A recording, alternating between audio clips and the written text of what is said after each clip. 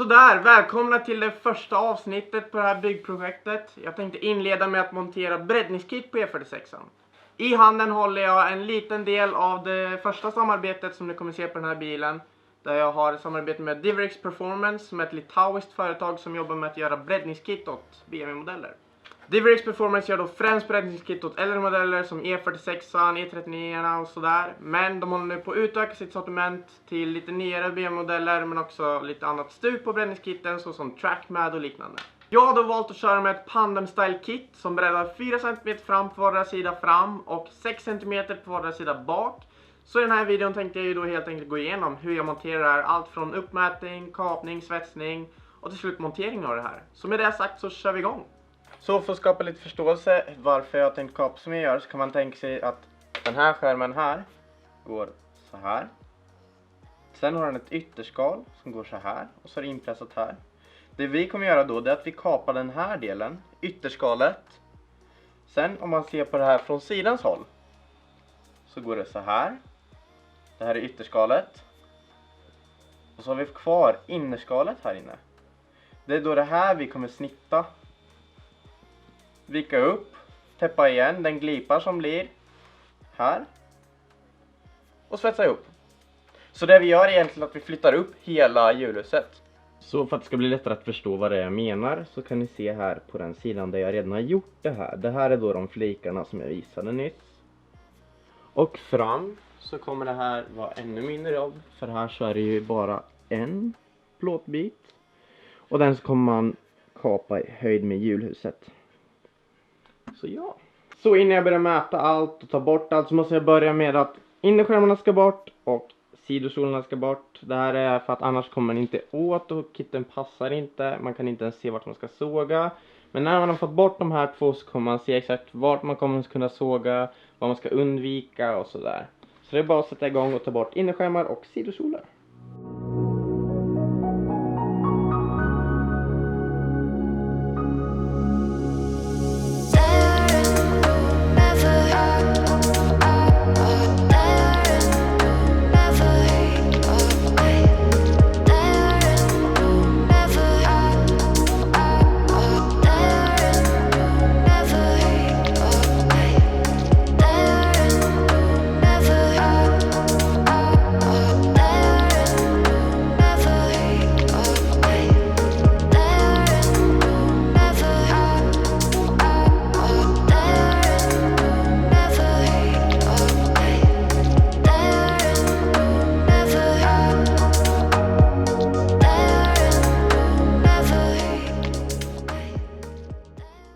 Så där, nu när innerskärmen är borta så kan man mycket lättare se hur det är tänkt att man ska kapa.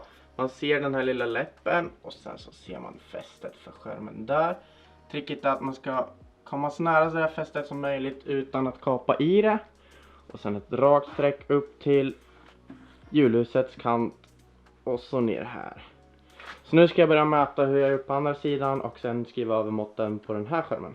Innan jag börjar sätta igång att mäta och måla på andra sidan utefter den här setupen så jag har uppdaterat den här setupen där vi har gjort det att mäta från den där fälgen som ni ser där som är 9 tum bred, 20 tum hög, där jag körde en setup på 245-30 profil på däcken förut.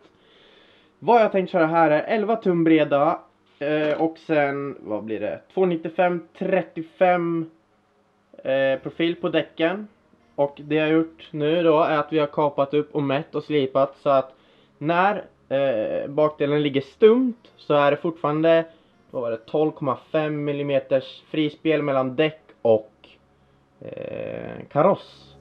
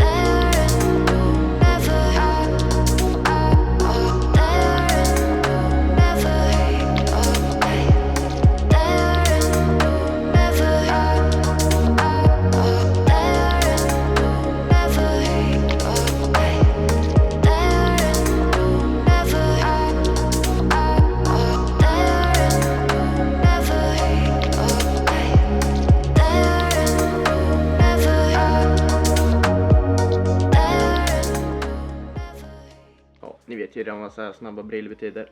Det är dags att kapa.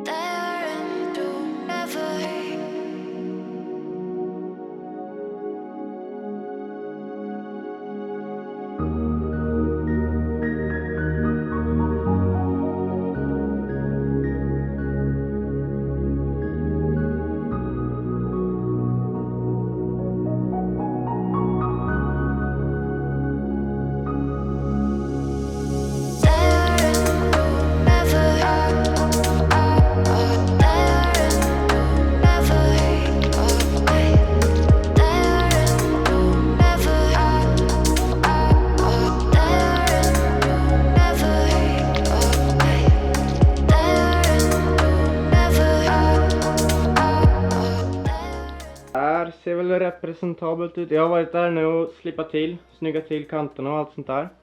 Här så kommer det ju sitta en annan liten bit för här.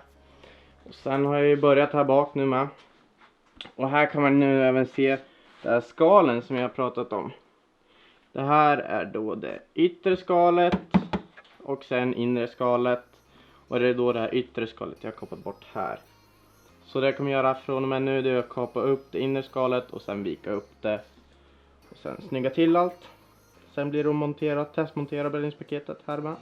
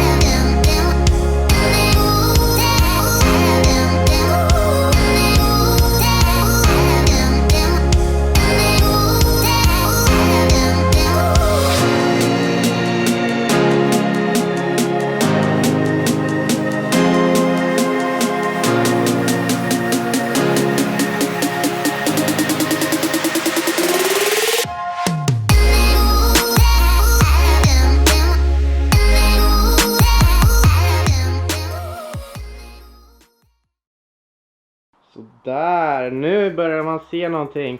Nu är skärmarna på plats med lite hjälp. Så det jag kommer göra är helt enkelt att börja snygga till innerskärmarna.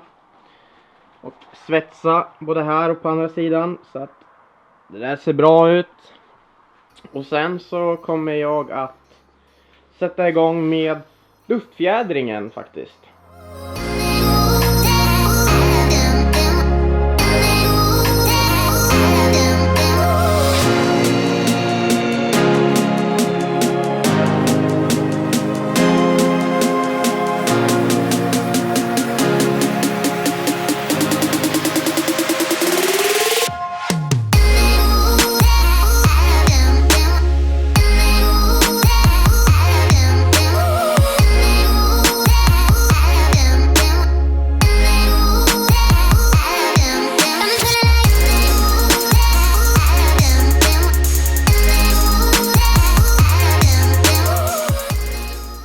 Som ni nu kan se så har jag börjat punkta så att allt ska sitta. Här förstår ni också vad jag menar med att det är så tight så att det gick att göra här också. Så, nu när jag har punktat hela så kommer jag att kapa bort alla de här flärparna. Sen gå över allt där jag ser att om någon svets har lossnat. När det är klart sen så kommer jag gå in här under och se till att fylla igen alla gliporna från alla jack gjorde. När jag sen har gjort det så blir det ju det här med rostskydd och sen, ja, efter det så är det rätt klart. Så nu fortsätter vi. Kan man se lite här hur jag har punktat ihop och slipat ner, punktat ihop och slipat ner. Och så kommer jag fortsätta göra ett litet tag och sen så kommer jag gå loss med att rostskydda alltihop.